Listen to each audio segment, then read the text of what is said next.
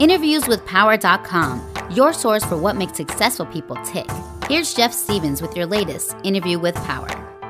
It is another Interview with Power, and I am Jeff Stevens, and I am happy to have with me a person that has so many accomplishments that I need to definitely rely on my swimming breath control. It's Laura Francese. How you doing, Laura?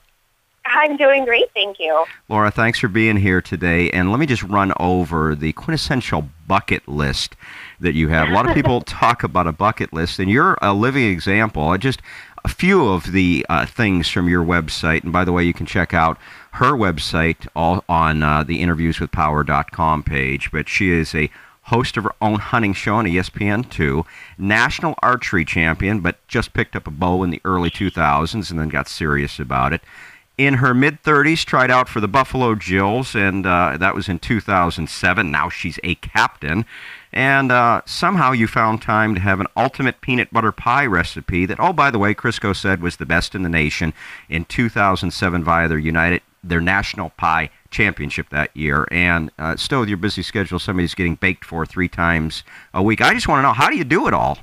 Time management. I have a book, and it's pretty much dictates my life. I actually, I guess I haven't updated my bio, but I won in my category in 2007, 2009, and 2010.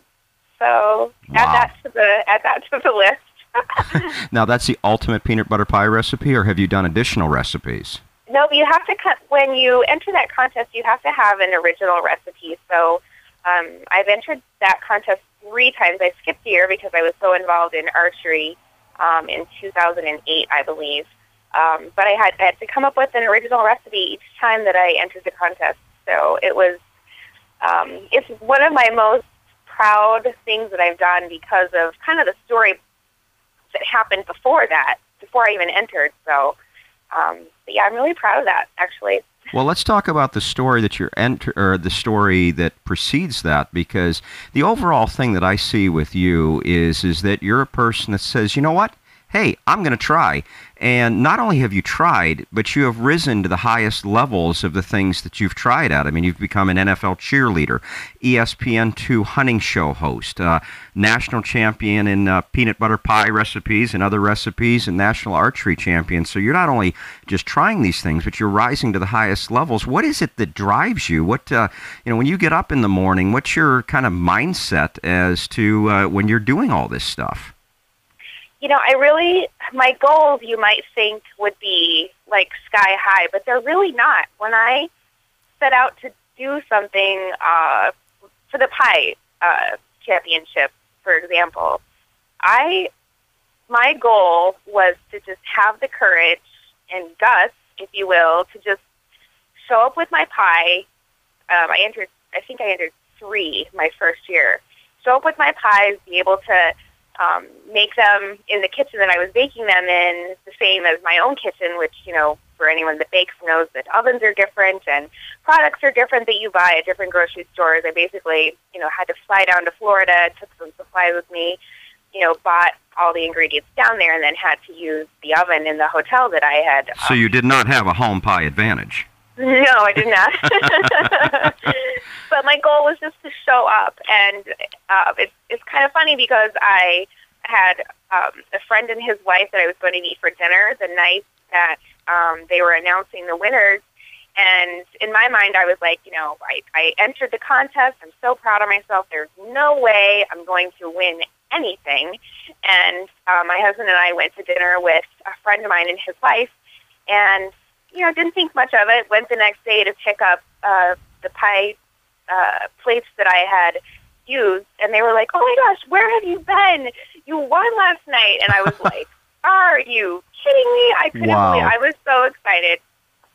Well, in 2001, you had said in some of this pre-interview notes that I had gotten from you that a major thing happened in your life, and it was actually with your mother, and that's what's kind of put you on the path that you currently on now, where, hey, I'm going to try everything, and I'm going to give it a shot. I'm going to feel successful for trying, because, again, you said that, again, in your notes, that you feel successful when you do try. Why don't you talk about that event, and then talk about how it's changed your mindset and that current mindset that you have?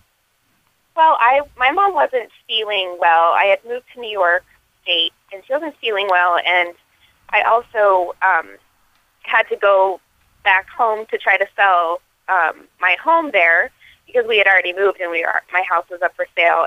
And you're originally from Utah, correct? I'm originally from Salt Lake City, Utah, yes. So I went back home. My mom was struggling to get into her doctor. Her doctor just kept telling her, you're not sick enough, we'll put you on antibiotics for another week. Well, I had enough of that, and took my mom to her doctor, where, to make a long story short, she was stage 2 breast cancer. Oh, wow. Yes. It was devastating. I think that most everyone has been touched in one way or another with some kind of cancer, and my mom was diagnosed with breast cancer, and it really just, here's my mother, who is a saint, an angel in my eyes. She's just the most amazing person I can imagine. If I could just be half the person she is, I would feel very fortunate. But I just thought, wow, here's this person that I thought was invincible. This is my mother. She's not supposed to get sick. There's not supposed to be anything wrong with her. She's going to live forever. And it just really was like, wow, okay, reality. This is really going on. I could really lose her. And I kind of, up until that point, I had accomplished some things. I had done well, I think, for myself in my life. I played softball in high school and college, and loved sports. But I really had kind of chickened out on a lot of stuff. I had tried to, well, I didn't even try. I wanted to be a cheerleader in junior high and high school and college, but I really just chickened out. I wasn't the popular, pretty girl, and I just got sick of saying woulda, coulda, shoulda. And I was like, that's it. I'm going to start doing the things that I've always wanted to do, whether I, am great at it or not. I want to at least try, because before I just would chicken out, not show up for the auditions, if it was cheerleading, things like that. So I just got sick of being a woulda, coulda, shoulda person. And, we often are, when something happens to our parents, we often, our own view of mortality is shaken. And it sounds like that's what happened to you, in that you were kind of going along and you realized, my gosh, life does have a time limit, and I better get going on some of this stuff if I really want to accomplish these things that I've always wanted to try. Am I right about that? Exactly. That's exactly. And I really didn't have a plan in place, but anything that had been inside of me, like archery, cheerleading, anything inside of me that had been something that I just really had thought about for a long time or wanted to try, I went and did it. Well, it's funny that that's the one aspect of it, but you were just reminding me of something that I did. I got really into racquetball at one time, and I got to be a pretty good player. In racquetball, you have levels of C as your basic beginner, and then you go up to the A level, which is one of the more upper amateur levels. Then you have the open level, and then you have pro. The open players are much better than the A players. I got as far as I remember a national racquetball champion beating me on his knees, and that's an absolutely true story. He took the serve and served so fast and so deep into the corner that he rolled off 15 points on his knees. So there's a lot of people that do try things. I would say that I tried racquetball, but there's very few people that can not only try things, but then rise to the highest levels as you have. And I know in talking to you the last few days, I know you're not a braggadocio type of person. And not at all. And you consider yourself very average, and you consider yourself as just basically a grinder, somebody that, hey, I'm going to keep trying things and see what happens. But what do you think your success could be attributed to, because you've become from not being a cheerleader in junior high to being an NFL cheerleader, to just picking up a bow in the 2000s, to being a national archery champion, to getting your own show on ESPN2, to becoming a national baking champion. I mean, these are any one of those accomplishments would be amazing, and you've done all of them. So what do you think is your secret formula, so to speak? Well, I think at the core of it, I'm going to try to say this without getting emotional. I think at the core of it is my mother and my upbringing, really. My mother's always been very proud of me, no matter what it was. And I think just, wanting her to be proud of me, and I really have this strong, strong desire to be a good person, to be a better person tomorrow than I was today, to be more kind, to be more sensitive, to be more courteous to people. And I have a lot of drive in just being and trying different things, but I really think at the core of it, I just want to be a better person, whether it's to be kinder to somebody or to push myself, my body physically, to push my mind, to push the envelope. And I really just feel like I get that from my mother. My mother is, she grew up on a farm in Utah.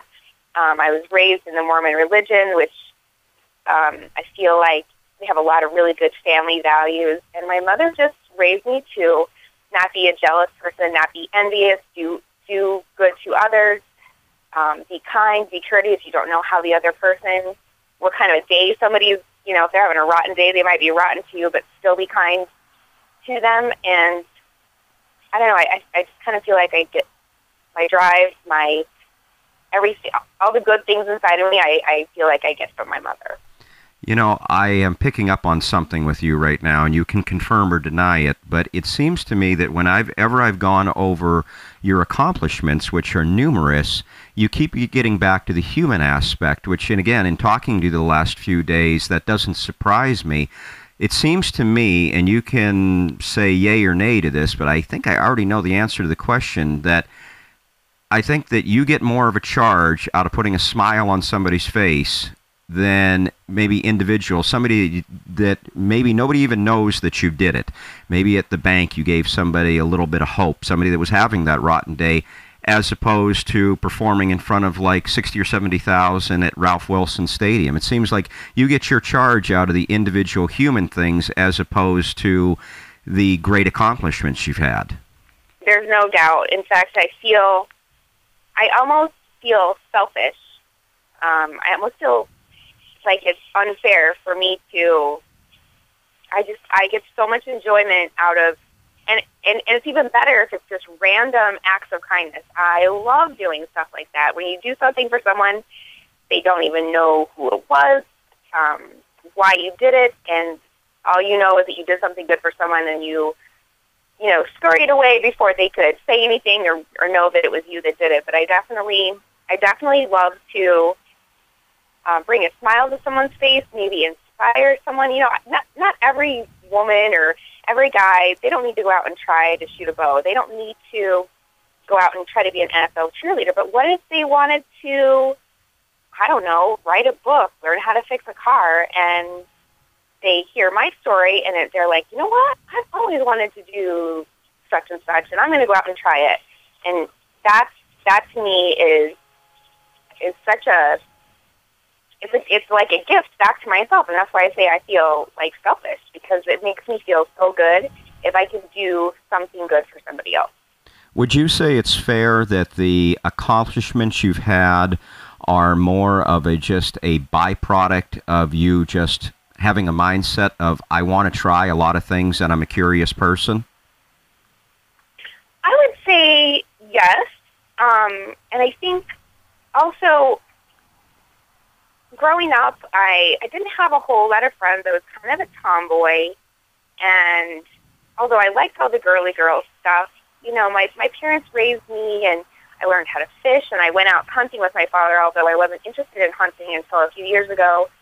But, we used to go hiking, and we would do all these things. I used to downhill ski when I was a kid, when it wasn't cool for any of the other girls to do it. I was downhill skiing. My father made me do that, which I appreciate now, but at the time I was like, it's like, making me practice the piano. But I kind of feel like because I wasn't like super popular, when you're a kid, you want to be popular. You want the kids to like you. You want to be the pretty girl. And I think I kind of missed out on a lot of stuff because I didn't have the courage. I didn't have the self-esteem to go out and do those things. So once I got a little older and kind of got out of the high school and college scene, I just really wanted to start doing things that I regretted not doing. Well, there's a lot of my self-esteem issues, I guess. Well, there's a lot of, and you bring up a good point, and I want to go into the self-esteem in a second, but there's a lot of competition in all those things. They don't just hand out ESPN shows or national archery championships or baking championships, or a lot of girls want to be an NFL cheerleader. With all the competition that you had, what was your mindset with each one of those things that you tackled? How did you approach things on a day-to-day basis? Because, again, you said something really interesting in that people can maybe take what you're doing and apply it to their own lives. One of the things that I hate to hear is that you can be anything you want to be. No, you can't. I'm never going to run a 4.3, so I don't think an NFL team is ever going to hire me as a cornerback. However, I might be able to be the best as to what my abilities can take me to be. Like you said, it could be maybe writing a book. It could be maybe doing a play or being the best tool and die person that you possibly can be, rising to the top of your profession. So what are the daily things that you did in the mindset that you had when you accomplished all those goals? Because I think somebody hearing and please give me all the positives, the negatives, the doubts, and everything that went into that, because I think that'll help people on a day-to-day basis as they try to rise to the top of what they're trying to do. Well, I remember my first few national tournaments that I entered. Now, for archery? Yes, for archery. Okay. I had bought a bow, started shooting it, and 2 months later was somehow talked into going to shooting in this indoor national championship. 2 months. And I remember... No fear. I was shaking so bad, especially when I got to the end, because I had been shooting very well. Now, I can't say the best I've ever shot in my life, because, I'd only been shooting 2 months, but I ended up taking second in that national tournament 2 months after I even bought my first bow and held it in my hands. And on one hand, I was like, oh my gosh, I can't believe I didn't win, and I was upset about that. But at the same time, I was like, oh my gosh, I cannot believe I just shot, amazingly and took second. And I throughout the different tournaments that I had entered, now I didn't learn this, right at the beginning, probably would have been very helpful, but I could not set goals to be like, I'm going to win this. I'm going to beat this person. My goals were very small, but it kept me in a positive motion. And my goals were to improve something that day, improve something for that tournament. And that was my goal. And every time, yes, I may have made a few shots that weren't that great, but at the end of the tournaments, at the end of the day, I was proud of myself, because even if it was something small as just staying positive, or to hold the shot, or not drop out of the shot. Just simple little things. If you're an archer, if you've shot a bow, you know what I'm talking about. But just small goals where I could continue that positive forward motion without beating myself up and, bringing the negativity, to the situation. Because you can't control what other people do. I can shoot the best I've ever shot in my entire life, but you know what? Joe Schmo may have the best shooting score he's ever shot in his life. You can't control the other person. You can only control yourself. So you're competing against yourself then whenever you're doing these things, and that's how you view it.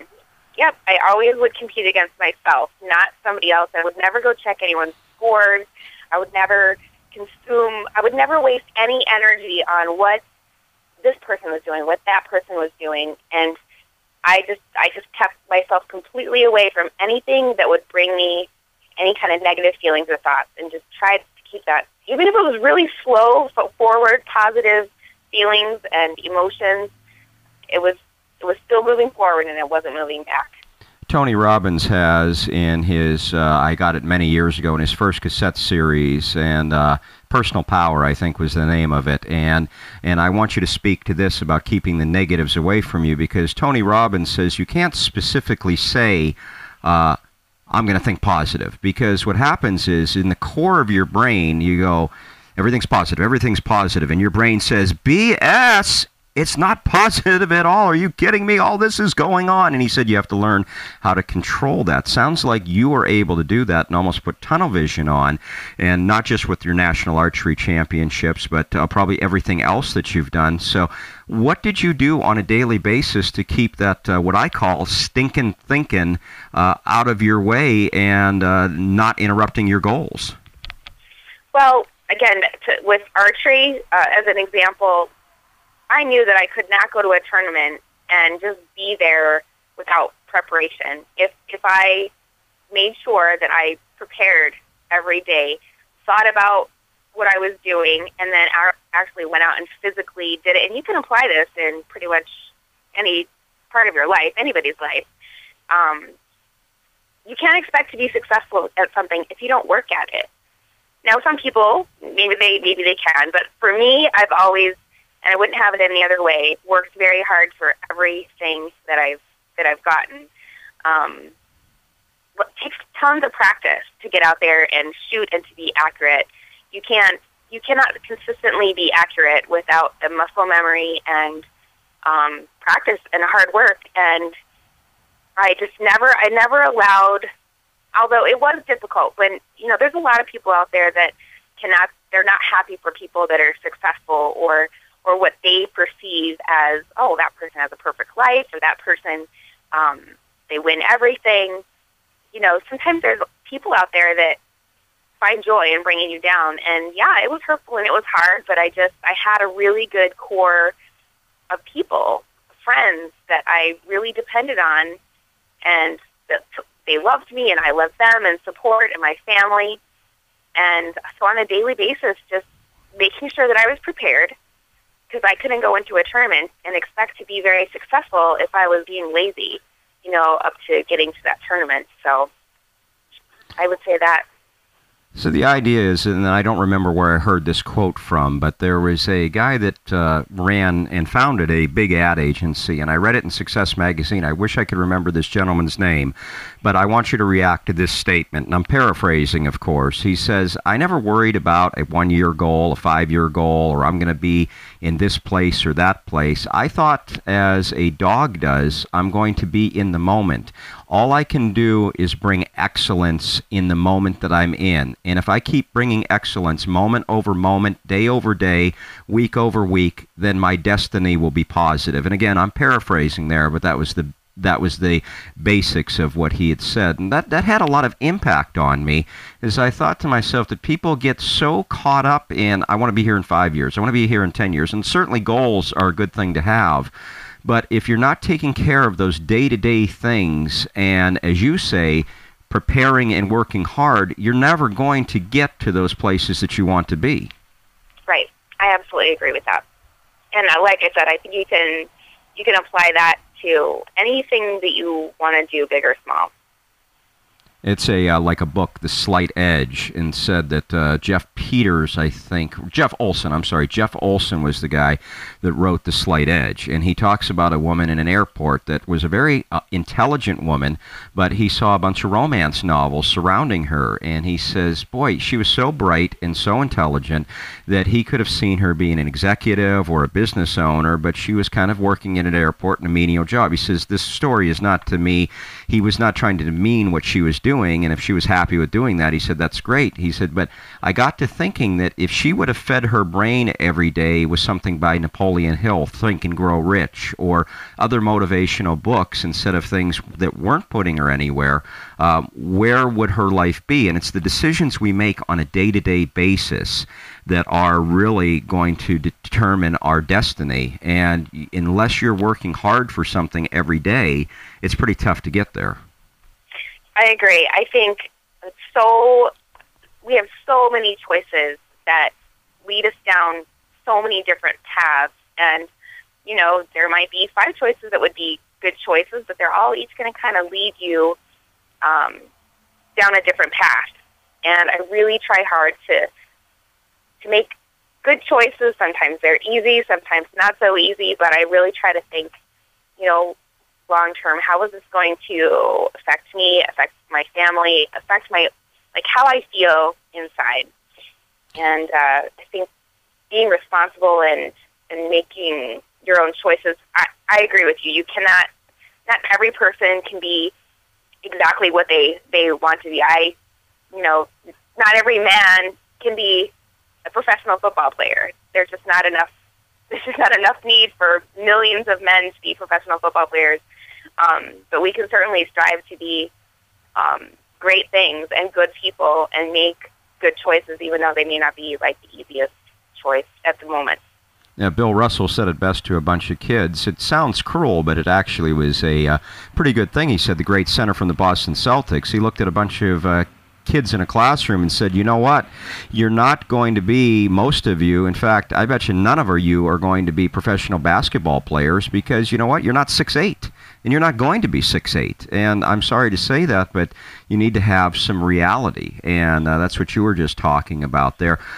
Going back to inside, and you had said that, you know, prior to your mother's illness, self-esteem was a problem for you, and we find with a lot of people that when it comes to success, a lot of it is showing up. It's doing the work and preparing and trying. And what is it that, did you take any specific steps to improve your self-esteem? Did you get any counseling or anything like that? Or is it just something like a light bulb went on? What's your story with improving your self-esteem and then, of course, improving your destiny by improving your self-esteem?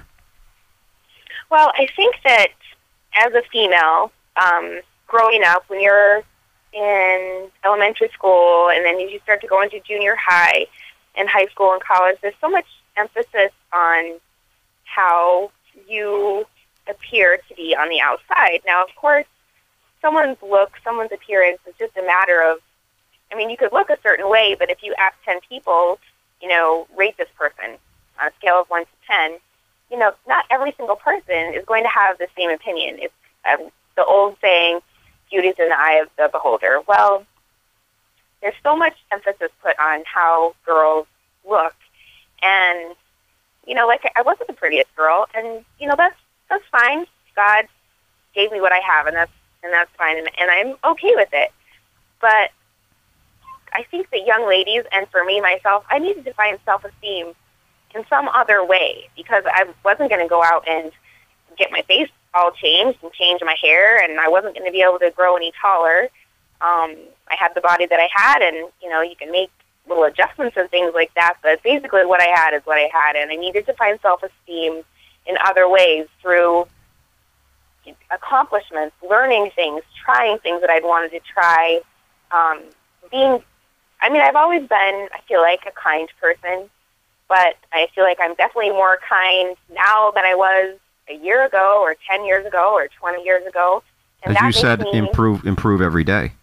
Right. I try really hard to improve every day, and I feel like that I really had the desire to feel better about myself, and I really did it through trying things, accomplishing things, being nicer to people, being more considerate, and it made me feel better as a person, as to what I was giving back to, you know, whoever I happened to come in contact with. You say in your preliminary email to me that I really started, and this is again after your mother's illness, after that, I really started living my life and going for everything at 100 miles an hour. So what is your life like now on a daily basis, on a weekly basis, on a yearly basis? Do you have a big to-do list that you have? Do you have things, I'm going to do this year? Or do you kind of just find things you're interested in, and then once you are interested in them, commit to them like 100% and just go for it? What is it, you know, how are you living your life these days with all these things you're trying to do? Well, I feel like I definitely have goals. As far as, like, I've never set out to have my own hunting show or to be the host of a morning show, which is what I'm currently doing right now. Oh, yes, you're on the CW. Yes, yes. Yeah, I am. So I never really set out to be famous or be on TV or anything like that. It was just mostly just to push myself and grow as a person. I am not a runner by any shape of the imagination, but I've ran, a handful of half marathons that I'm very proud of. I don't have the best time in the world, but I haven't died doing it yet. And, very important. Very important. Yeah. So I push myself to do things that I'm like, okay, well, that's possible. Hopefully I won't die doing that. So I'm going to go ahead and try it. So if it's a half marathon, I do that. I bought a bike, what was it, a year ago? I bought a bike, and 2 days later I rode 100 miles in a century bike ride for autism, which felt amazing. I loved doing that. Physically, it was very painful. But being out there with all those people riding 100 miles, that's a really long time to sit on a bike when you haven't ridden a bike since you were like 5 years old. Wow. You must have been in really good shape to be able to do that. No, not at all. That's the thing, I really try to push my body. Okay, I'm too lazy to go out and really ride and get ready for this ride, so I'm just going to go and just do it. I have no expectations. I'm going to finish. I know I'm going to finish unless I end up in an ambulance. You remind me of the type of person that you get like a new piece of software and you pop it into your computer first and then figure out later why it's not working because you've tried it for 2 or 3 hours without looking at the instructions. Oh my gosh, I am not an instruction reader. No, you're absolutely right. You're absolutely right. I go to IKEA, buy furniture, put it together, and end up with a handful of things that I'm pretty sure I'm not supposed to end up with a handful of screws or whatever, and then look at the instructions after. You're right. Well, hey, I used to have a boss that said that there's some people in the world, and it sounds like you're like this, is that and I'm this way too. So I'm not downing you for this because it's funny. It's like we're kindred spirits when it comes to this, but it's ready, fire, aim. That's right. I don't have time to waste reading instructions. Or actually preparing for the race. Just, hey, let's jump on the bike and go 100 miles, and then, I guess that's what ibuprofen is for once the resulting physical pain comes. Right. But at the same time, preparing for the archery tournament, sure. Preparing to audition, to be a cheerleader for the Buffalo Bills, there was a lot of time put into that. I mean, and the pie baking. One thing I forgot to mention to you is that I actually used to be a very avid horseback rider. I got a horse when I was 21, a Tennessee Walker, and I taught myself how to ride. I read a book, taught myself how to ride. I forgot to tell you about this. I apologize. Oh, that's okay. You have so many accomplishments that it's hard to pick them. It's hard to pick from them. It's been a long time, and that horse that did so well, and that he actually probably taught me more than I taught him, but he actually passed away a few years ago. Oh, I'm sorry to hear that. Yeah, he was amazing, but and I feel terrible for forgetting about it, but those things I really did put a lot of time into. Putting together furniture from IKEA. No, I'm not going to read instructions, but baking and things like that. Yes, I put a lot of time in preparation because, like I said, nothing has really come easy to me. Like I want to work hard. I want, sweat, blood, and tears, and then I'm really proud of myself for accomplishing something, trying something, showing up.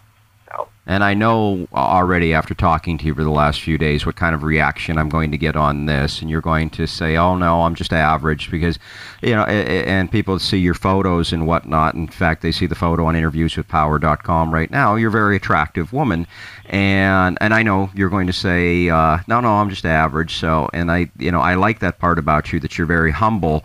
But how do you get around the people, too, that say, oh, well, she's doing all this stuff because she's attractive? Now, they can maybe say that less because of the National Archery Championship, or say that less with the National Archery Championship and the peanut butter pie recipe in your baking, because those are things that, hey, you're going to get no matter what. But, you know, when it comes to things like your TV work and the Buffalo Jills, how do you respond to people that say, well, you just got places because you're attractive? Yeah, I have gotten that, especially in the hunting industry. I did get that quite a bit. And, you know, you can't really I've always tried to hard, man. I really want to say things, you know, back to people that have been harsh, or, you know, because a lot of times somebody will say that, and it's hurtful, because that's, to me, I look in the mirror and I'm just an average person, and that's fine with me. I look like my mother, and I love my mother, and so that's perfectly fine with me. But I think, you know, when people have had that opinion that they think that I've gotten to where I'm at because of how I look, I have to just try to take that as a compliment, sort of, like well, you know, that's nice that you think that I'm that attractive, although I don't. Does it come from the same place where you had said earlier in the interview, you said, you know, to keep a positive mindset, I surround myself with the people that I really know care about me, like friends and family, and of course your husband and whatnot, and ignore kind of the noise of all the other people that you know don't have your back? I try to ignore it. I always say that one of the faults that I appreciate the most about myself and that I like about myself is that I'm a sensitive person. I'm very sensitive, and I have a very thin skin. So as much as I am loving what I'm doing, it can be really difficult sometimes.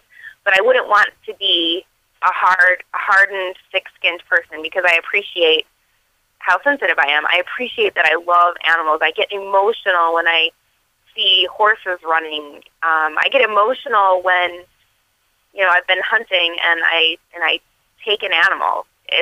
I get emotional about it, and I appreciate the fact that I'm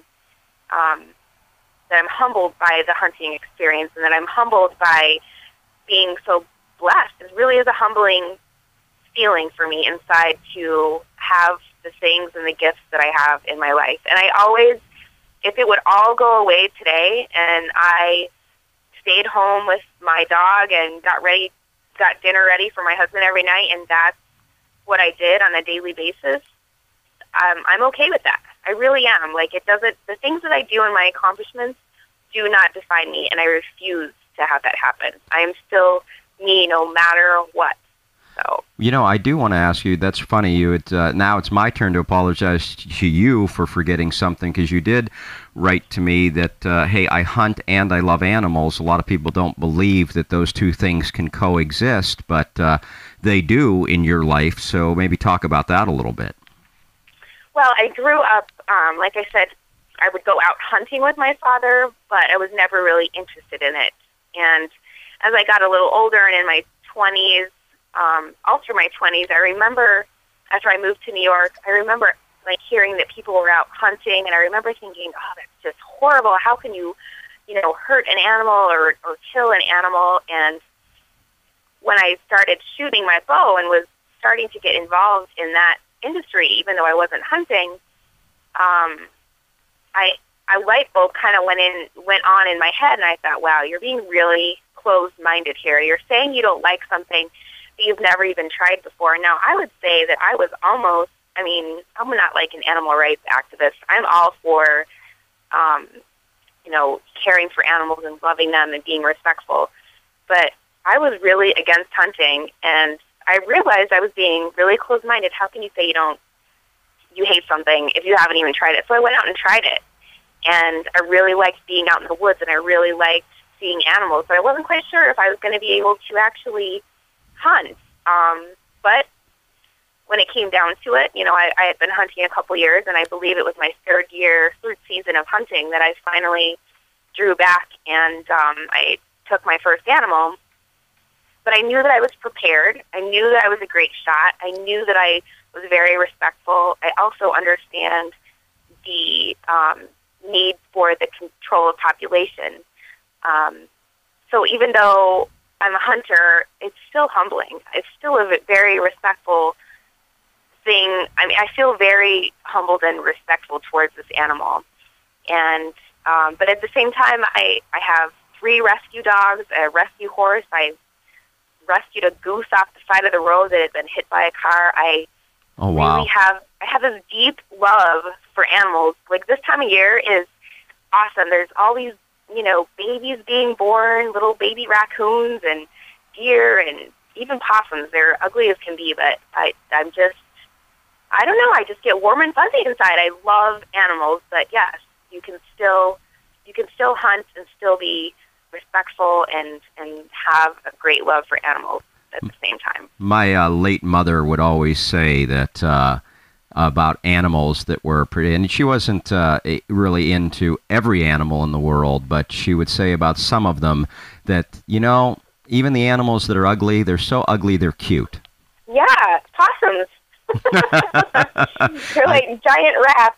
I think for her it was like pug dogs. She didn't like the looks of pug dogs. She always had bird dogs her whole life. Those beautiful golden retrievers and Labrador retrievers and whatnot. But yeah, those pug dogs. She used to say, but oh gosh, they're so ugly, they're cute. So I agree. I'm going to open up the floor to you. We've had a very interesting conversation. Really appreciate all your time. I can't believe we're really approaching.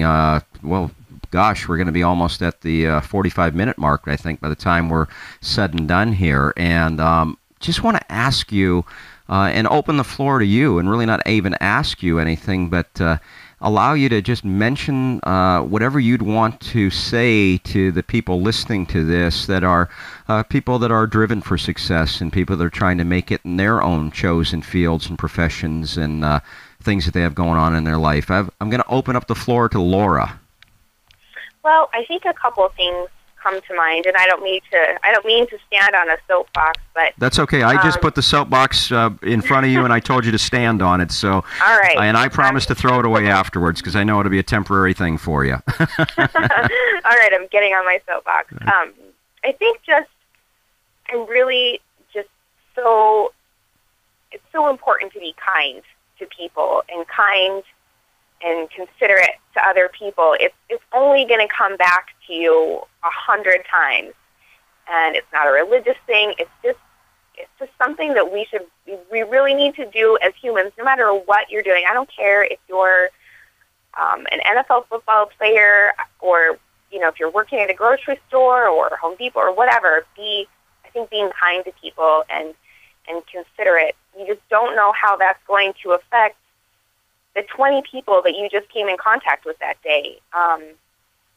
One of the things I love to do, and I'm not saying this to pat myself on the back, I'm saying it to maybe get somebody else to do it, is I love going through a drive-through, and for me it ends up being Starbucks a lot. And I love when I get up to the window, paying for my drink and saying, and there's always somebody behind me. If those of you that go to Starbucks, you know that there's always somebody behind you, and I say, will you pay for the person in behind me with, my credit card or whatever. Now, I don't know what they ordered. They could have just ordered $100 worth of stuff, but I don't care. I love doing that. I get my card back. They pay for the person behind me, and I drive away. And I never see that person again. But that person, when they come up to the window, I mean, they've got to feel, hopefully they smile, and they're like, hopefully it feels good. And maybe they'll do that the next time that they go. And maybe the person that they did it for will do it again to somebody else. I don't mean to stop you there because I know I gave you the soapbox, but you struck something in me there. The people that get depressed a lot, and this is not a show about depression. I don't have any medical expertise or anything, but the one thing that I've read is that it can come from a lack of belief that things are going to be okay. Hope is a big thing for people. And it sounds to me that sometimes when you're doing things like that for people, they might have been having a miserable day and a lot of things going wrong in their life, and all of a sudden that little random act of kindness might have given them a little hope. And, sometimes that's all it takes for somebody. Yep, absolutely. And I know that I feel better, and I'll leave there, and maybe the next store I go to, still thinking about that. I'm smiling, and I always try to give random people compliments about things. And again, this isn't me patting myself on my back. It feels good, and I think we need more of that in this country. More people to just be kind to one another. We're so busy and we have so much stress, and how I grew up is so much less stressful than how kids are growing up nowadays, and I just can't imagine. So we all are very busy. We're stressed. Money's tight. The economy's tough. We've got soldiers all over the country or all over the world, fighting and being killed, and we could just be kinder, more kind to one another. Maybe 10 people listening to this. Hopefully they'll go out and do something really kind for somebody else today. But I don't know. That's something that I really can't live without. It's kind of, maybe it's cheesy, but when I'm having a really bad day, that's when I'm like, okay, I have got to go out and do some nice things for people because it makes me feel good and it's going to make somebody else feel good. And right now, I really feel like crap. And so I need to go out and do something good. And that's usually when, I'm out doing the most, being the most kind, I guess, is when I'm feeling bad and I know that, I'm hopefully doing something good for somebody else. Well, Laura, it was very kind of you to join me today, and I can't tell you how much I appreciate, and I know the people listening appreciate all your time today, and thank you. Oh, you're welcome. I really enjoyed it, and, you've been very kind to me, too, and I appreciate you believing in me and wanting to hear my story. I could probably talk your ear off for a few more hours, but I won't do that. I hopefully will be able to do a follow-up interview at some point. That would be great to catch up on you. I know that give you another year and you'll have many more accomplishments for me to talk about. So I'm gonna increase my reps in the pool so that I can get them all out for the next interview. Excellent. and I know the only thing that's going to exceed your accomplishments is the random acts of kindness that you provide for people. And again, I think that was great advice, and can't thank you enough. How should people find out more about you? I know you have a website, so if you'd like to mention your website or anything else you have going on, definitely I'd like to open up the floor to you for that as well. Sure. I have a website. It's laurafrancese.com. It's LauraFrancese.com. And then I have a couple of Facebook pages.